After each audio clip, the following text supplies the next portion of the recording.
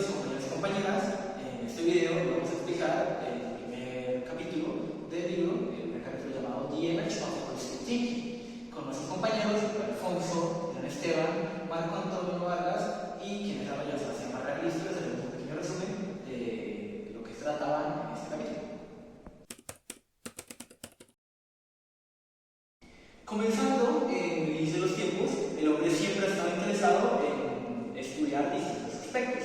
Para esto se dan distintas ciencias, como por ejemplo puede ser la ciencia política, que es un aspecto que estudia las ciencias sobre la sociedad, las ciencias sobre la naturaleza, las ciencias naturales, las cuales intentan explicar o intentan entender mejor las ciencias de la Tierra y las distintas ciencias humanas. Para la explicación de estas ciencias es necesario o es importante el tener una ciencia o un estudio que recaude o presente reglas generales de estas ciencias.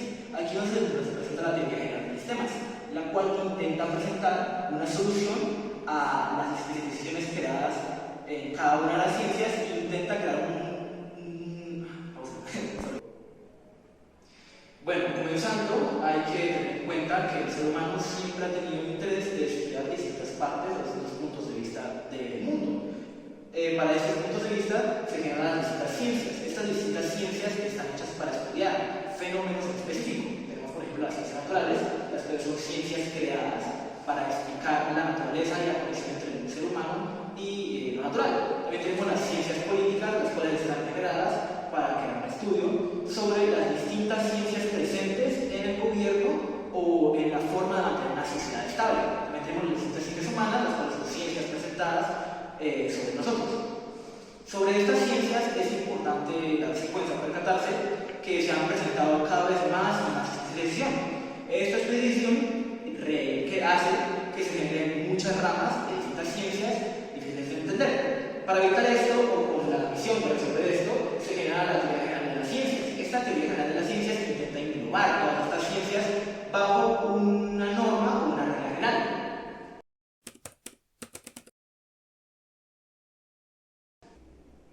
Para la explicación de estas reglas generales es importante volver atrás en el tiempo, a explicar cuáles son las primeras ciencias o los primeros estudios hechos por el ser humano.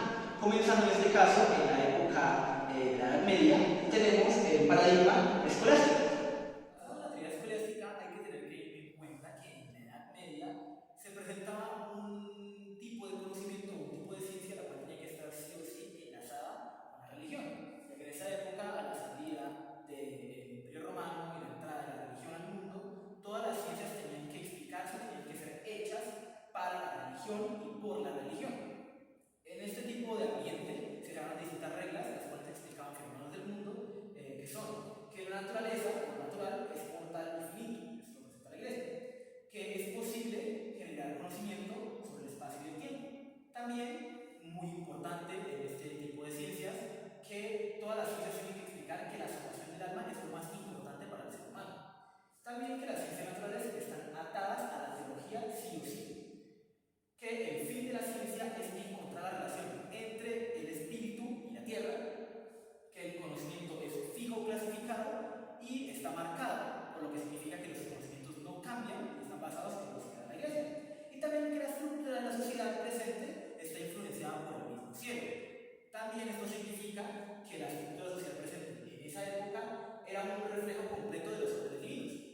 Basado en estas reglas presentes por la Iglesia, en las cuales cada una de las ciencias o búsquedas de conocimiento tienen que estar basadas en lo que quiere la Iglesia, el científico de la época, Claudio Ptolomeo, generó la teoría centralista, la cual habla de que el planeta Tierra, o la Tierra, la que nosotros conocemos, es el centro de todo el universo y que los demás astros vistos en los cielos giran alrededor de ella.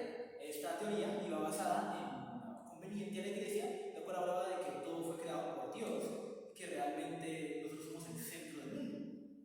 Cabe destacar que también en esta época muchos de los conocimientos generados por la Iglesia se basaban más que todo en leyendas o se basaban más que todo en el ser de uno mismo y la persona como sí misma. Por lo tanto, también se generaron los distintos tipos de elementos básicos en los cuales se basaban las demás ciencias, o el pie de cada una de las ciencias, que eran o son la tierra, el agua, el fuego y el aire, y más adelante se incluirían dos, los cuales serían el íter y el magnetismo, los cuales fundamentaban o ponían la Iglesia como los elementos básicos y únicos de la Tierra. También la Iglesia ponía mandamientos o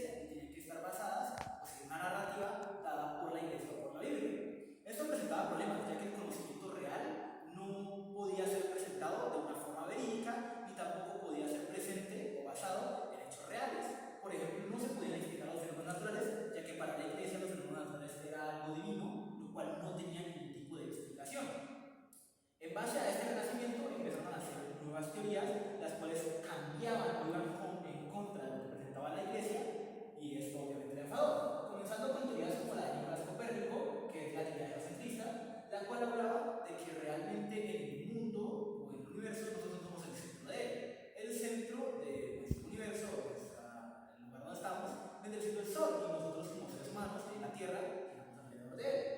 También Giordano Bruno presentó la teoría de que el universo es completamente infinito y está en crecimiento, lo cual efectivamente iba en contra de las ideas de la Iglesia, las cuales hablaban de que nosotros éramos lo único y éramos el centro de todo, y Giordano Bruno presentaba que somos alguna parte muy pequeña de un universo siempre creciendo. Y finalmente Johannes Kepler, que retomó un poco de las teorías anteriores y las refinó, usando ideas o instrumentos creados por ejemplo por Galileo Galilei, que creó el telescopio, ayudando a presentar teorías sobre la rotación de la Tierra y de los distintos astros, y que estos no eran un círculo como se creía anteriormente por Nicolás Copérnico, sino que realmente eran un óvalo o eran un aubioide, los cuales hacían girar al resto de las esferas del espacio. Basadas en estas ideas, empezó a nacer un tipo de ciencia, la cual era completamente empírica, la cual debía ser probada y la cual odiaba a la fe. Estas ideas de la fe se fueron expulsando poco a poco y se fueron basando más en creencias en el método científico, en el cual todo lo que tenía que ser científico tiene que ser comprobado de forma empírica y tiene que tener pruebas para poder decirse que es una verdad. No se fue de todo, todavía siguen existiendo ciencias las cuales son más teóricas, pero la ciencia desde la época del Renacimiento no fue la misma y cambió hacia una ciencia mucho más empírica.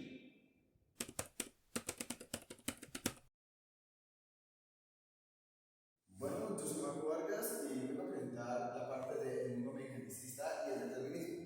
Aquí, más que todo, fue a principios del siglo XVIII que se cambió la especulación y la tradición por más que todo la racionalización. Y se explica más que todo que el mundo está hecho de forma mecánica. Bueno, la razón principal por la que se quiso cambiar la perspectiva del mundo a que fuera mecánica era la razón de dominarlo, principalmente porque todos los comportamientos de una máquina son predecibles y se consideraba que todo ser era una máquina, como se ven las imágenes de acá. Uno de los principales creadores de esta teoría, por así decirlo, es Isaac Newton, el cual dijo que el sistema solar, o mejor dicho, el universo, es una máquina, y eso lo secundó uno de los más discípulos, mejores discípulos de Galileo, el cual fue Pierre Laplace.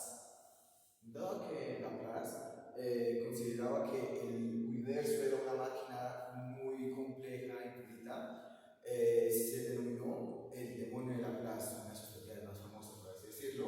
Y también podemos destacar esta parte que viene el texto, lo cual es la astronomía se convirtió en ámbitos simbólicos de una filosofía del mundo materialista. Principalmente porque el mecanicismo hace que nosotros podamos comprender de una forma mejor y más estructurada cualquier sistema que podamos tener. Eso incluye el universo mismo. En un universo mecanicista, los cuerpos muertos obedecen parcialmente a las órdenes de las fuerzas ciegas. Por así decirlo, lo que se consideran las leyes de Newton, de tanto de gravedad, de leyes de gravitación universal, ya que todo es como reemplazar en una máquina. Todas las fórmulas y números que vamos ingresando van siendo transformadas para terminar resultados exactos.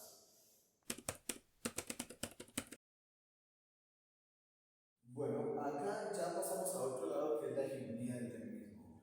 Con la hegemonía del determinismo, nosotros nos podemos dar cuenta que vino gracias a la parte de Pierre Simon de Laplace, ya que al ser considerado que todo el universo era como un reloj, todo podría ser controlado.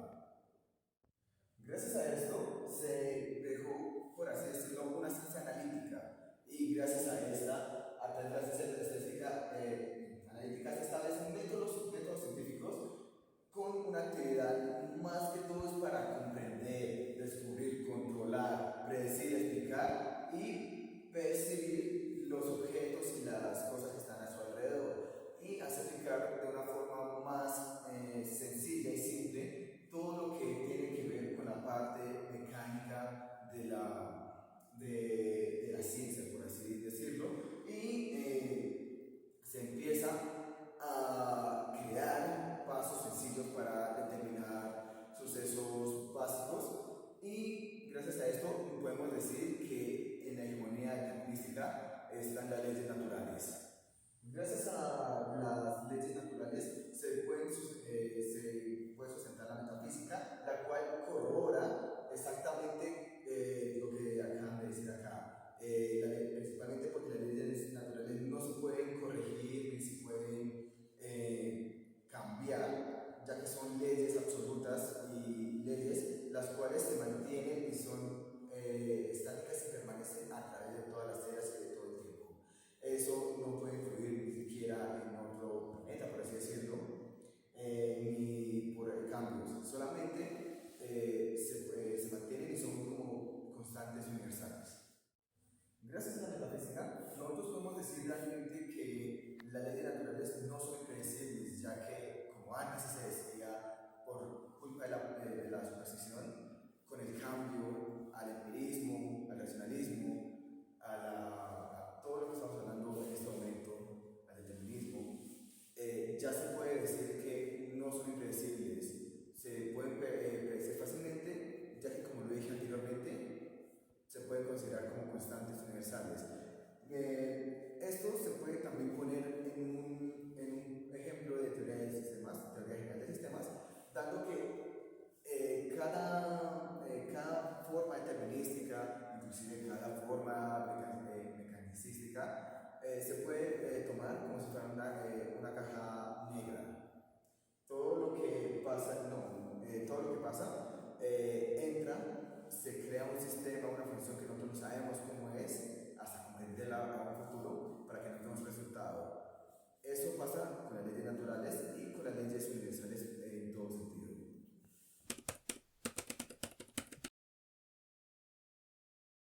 Ok, mi nombre es Alfonso y yo les voy a presentar la parte que se titula La era de la relatividad y la mecánica cuántica. Estas dos teorías fueron un gran cambio para la física que general, ya que fueron un boom o un gran cambio a la metodología usada o usual de esa época, ya que cambiaba toda la percepción que tenían. Para comenzar, debemos hablar de Albert Einstein y su teoría de la relatividad general. Albert Einstein en 1905 publicó su teoría de la relatividad, en la cual decía que el universo es un espacio tridimensional que se mueve en el tiempo, que quiere decir que el universo está formado de 4 elementos, 3 ejes espaciales siendo X, Y, Z y un cuarto elemento que es el tiempo. Este nos describe que aunque una estrella esté a 100 años luz de distancia, describe esta distancia además del tiempo, ya que nosotros vemos esa estrella como era hace 100 años. Después, en 1915, introdujo su teoría de la relatividad general, que es diferente a la anterior porque es la general, en la cual describe que la gravitación es una consecuencia de la curvatura no plana del espacio-tiempo debido a la contención de masa y energía. Esto, por un ejemplo, sería que el Sol genera una curvatura de espacio-tiempo debido a una gran cantidad de masa y energía mientras gira en una órbita circular. Esta teoría de que dos sucesos que parecen suceder al mismo tiempo en realidad suceden en momentos diferentes dejó perplejo tanto a la comunidad científica como a la comunidad, ya que esta teoría era totalmente un disparate y no se entendía en realidad.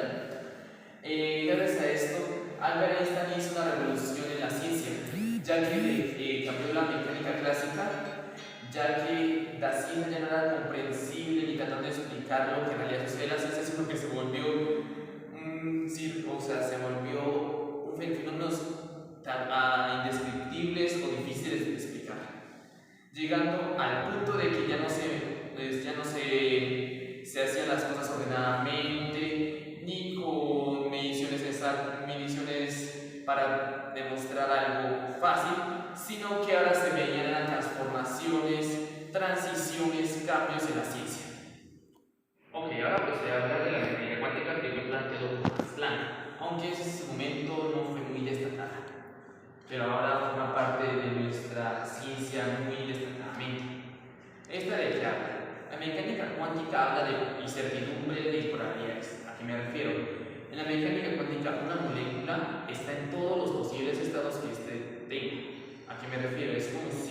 una materia o un elemento esté en todos sus estados, o sea, líquido, sólido y gaseoso al mismo tiempo. Esta tiene una propiedad o un elemento externo, que es cuando alguien interviene en ella o la mide, esta toma o se inclina a una de esas posibilidades o estados. Y en cambio, cuando la dejamos de medir, ella volverá a estar en todos. ¿A qué me refiero? Nosotros al medirla tenemos un resultado no muy fiable, ya que solo estamos tomando uno solo de esos estados de los muchos que puede tener, ya que se inclina uno solo al medir. Además, la mecánica cuántica nos habla de las probabilidades, de cuántas probabilidades puede una molécula o algo de poder estar o poder ser. Por eso me refiero a que es incertidumbre. En esta mecánica cuántica, la ciencia pasó a ser algo de incertidumbre, algo de probabilidades, algo de que podría pasar, ya no es algo certero. Algo que podría complementar la mecánica cuántica es algo que Albert Einstein llamó entrelazamiento. Esta habla del entrelazamiento cuántico, en la cual dos elementos al convivir en un mismo espacio y relacionarse, al separarse se siguen influyendo aunque estén muy separados demasiado por siquiera millones de años, siguen influyéndose a pesar de la distancia. Entonces, para concluir, la mecánica cuántica, primero, tiene superposición o muchos estados. Segundo, se define por la probabilidad y la incertidumbre. Tercero, nosotros al medirla, esta va a cambiar y va a inclinarse a algo. Esta también es estocástica. ¿A qué me refiero con esto? Me refiero a que no se sabe cuál de los resultados o realidades va a suceder, no se puede predecir. Ahora vamos a hablar de la interpretación de la cuestión física. ¿A qué me refiero con esto? Sucede que en la mecánica general o en el modelo estándar dice que el inicio del universo fue con el Big Bang hace 15.000 millones de años. Ya al principio era apretado, conjunto y no existían las leyes que hay hoy en día. Pero los científicos actualmente en la realidad teórica tratan de explicarla según la realidad, pero esto está mal porque ellos lo describen según su percepción de la realidad, más no de la realidad en sí. Eso se puede aportar o reafirmar, como se puede ver cómo cambió la ciencia natural, lo que fue, cómo cambió antes de Einstein, cómo se percibían las cosas y cómo eran. Entonces podemos ver que la psique o nuestra percepción o nuestra subjetividad sobre la realidad influye en los resultados científicos o cómo nosotros la describimos. No son la realidad sino como nosotros la percibimos, ya tocando temas filosóficos.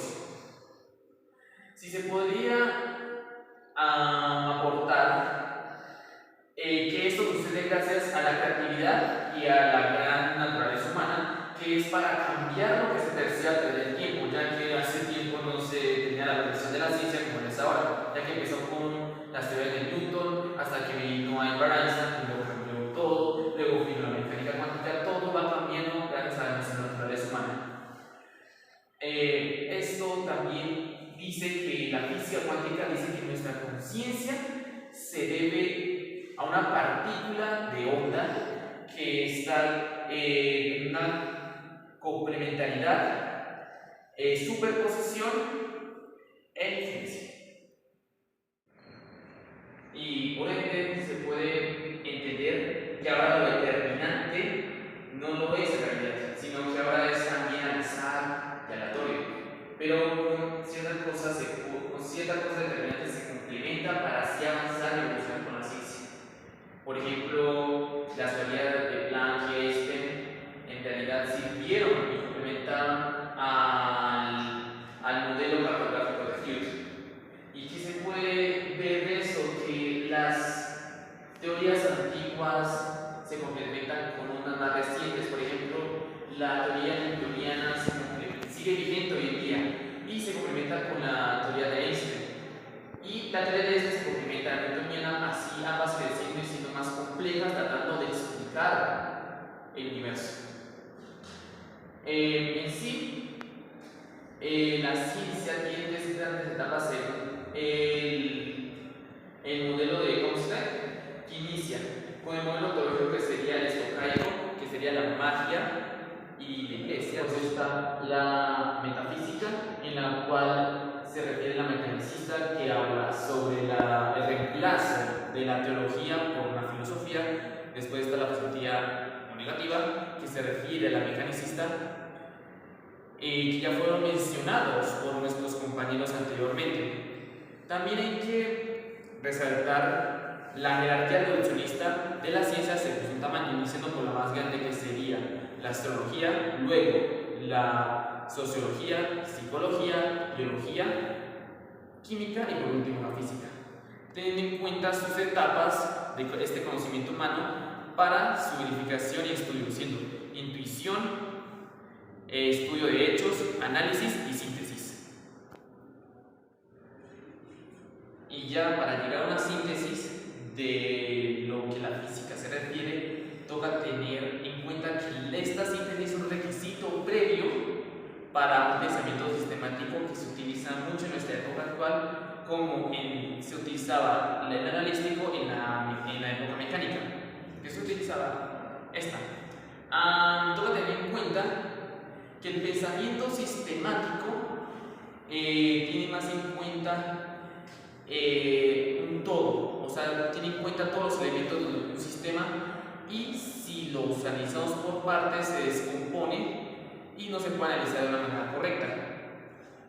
Mientras que una síntesis es la explicación de todo lo que abarca. El método científico es una descripción o una muestra detallada de esa síntesis, ya con sus características muy al fondo de cada una. Pero antes de todo toca saber que el pensamiento sistemático toma todo en general, toma un todo y es más general. En cambio, un pensamiento analítico es más característico, propiedático, que se analiza cosa por cosa en vez de un todo general. Pero ambos se pueden complementar para un análisis mejor de las cosas. Y últimamente en métodos científicos se utilizan mucho las herramientas tecnológicas como los ordenadores y los computadores para crear mejor los resultados sobre la física.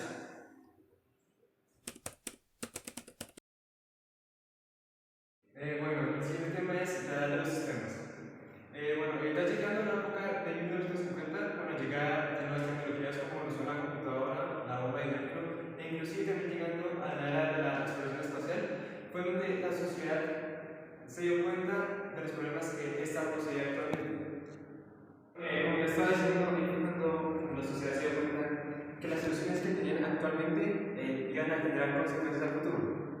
Entonces, así fue como Gerald Weber lo dejó implícito en su libro, que la ciencia y la ingeniería han sido capaces de seguir el ritmo en contra de los efectos de segundo orden generados por las vectores del primer orden. ¿Esto qué quiere decir? Eso quiere decir que aunque la tecnología haya avanzado y haya soluciones actualmente para muchas cosas, estas van a provocar consecuencias hacia el futuro. Entonces, algunos problemas que la sociedad tiene es la deforestación masiva, el consumo excesivo de agua, el cambio climático y el exceso de basura en todo el mundo. Ahora vamos con investigación de operaciones. Esta tiene sus raíces en la guerra, donde los militares generan decisiones estratégicamente para ganar guerra. El objetivo de este es generar conocimiento con un contexto dado, con tiempo y recursos adecuados. La administración de operaciones está sujeta a tres principales alineamientos, los cuales son: primero, no es necesario saberlo todo, sino tenerlo bajo control. Segundo, no recopiles más información de la necesaria, ya que esto es que pierdas el enfoque de lo que estás tratando de hacer. Tercero, resuelve los problemas de hoy, ya que los requisitos después se van a volver obsoletos. Listo, ahora el siguiente tema es la Sociedad Internacional de Teoría General de Sistemas. En 1954 se fundó la Sociedad Internacional de Teoría General de Sistemas. Dos de sus principales fundadores fueron